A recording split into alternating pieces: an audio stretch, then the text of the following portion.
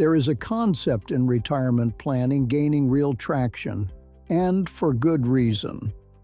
The idea is simple. When markets fall, you reduce your spending slightly. That small reduction protects your portfolio far more than the cut size suggests. It's called dynamic withdrawal management, and the research behind it is solid. But here's the thing.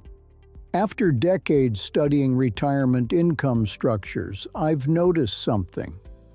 Something that often gets left out of this conversation. The strategy is correct, the math is real, and yet, for a specific group of retirees, it may not work as intended. Not because markets are unpredictable, because of three forces operating completely outside the portfolio. These forces quietly work against the plan, even when the plan itself is functioning perfectly. Let me show you what I mean. The first force is one most people underestimate in practice: inflation. Not the headline number, the real, lived experience of inflation. For someone in their 60s or 70s, here is what the data shows. Retirees spend more of their income on healthcare, housing, and food than any other group. These three categories have consistently outpaced official inflation over the past 2 decades. Which means a guardrail system adjusting spending based on portfolio performance is solving for one variable. While the cost of living quietly raises the floor, a 5% spending cut in a down market may represent a much larger cut in purchasing power, especially if it lands on top of 3 or 4 years of elevated healthcare inflation. Most guardrail models use a general inflation assumption. That assumption may be structurally optimistic for the people who need the system most. At first glance, that may seem like a technical detail, but over a 25 or 30-year retirement, the divergence is not a rounding error. It is the difference between a guardrail that holds and one that quietly erodes beneath you. The second force is specific to Canadian retirees, though Americans face a version of it as well. It has to do with mandatory minimum withdrawals. In Canada, an RRSP must be converted to a RRIF. By the end of the year, you turn 71. From that point forward, the government requires a minimum annual withdrawal, and that percentage increases with age. At 72, the minimum is roughly 5.4% of the account value. By 80, it has climbed to 6.8%. By 85, it approaches 9%. Here is the structural problem. A dynamic withdrawal strategy is built on one critical assumption: that you can reduce your withdrawals when markets fall. But if your required minimum already exceeds your intended spending level, you no longer have that flexibility. You are legally required to withdraw more than your guardrail system recommends. That excess must go somewhere. If it goes into a taxable account, it may face immediate taxation at your marginal rate. If it accumulates, it may push future withdrawals into higher tax brackets. The guardrail is still mathematically correct, but the control lever the strategy gives you has been removed by government rules.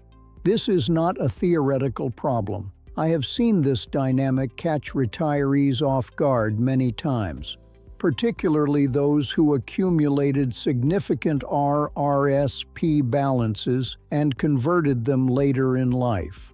The strategy they built during accumulation assumed a flexibility that the tax structure wouldn't allow.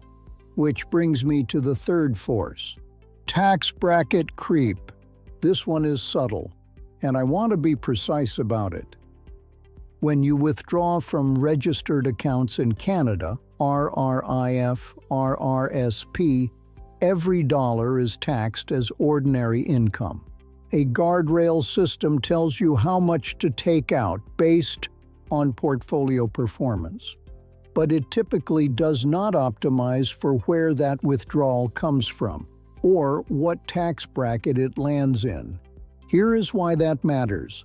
Suppose your guardrail system says your withdrawal rate is sustainable, but that withdrawal, combined with CPP, OAS, and pension income, pushes you into a higher marginal bracket, or triggers an OAS clawback. In Canada, that clawback begins at just over $90,000 of net income. The withdrawal amount that looked safe on a portfolio chart is generating an after-tax income meaningfully lower than planned. Over time, this bracket creep compounds in the wrong direction. Every year, as mandatory RRIF minimums increase, the tax burden on each withdrawal grows, and the guardrail system is not measuring tax efficiency. It is watching one gauge while another quietly runs into the red.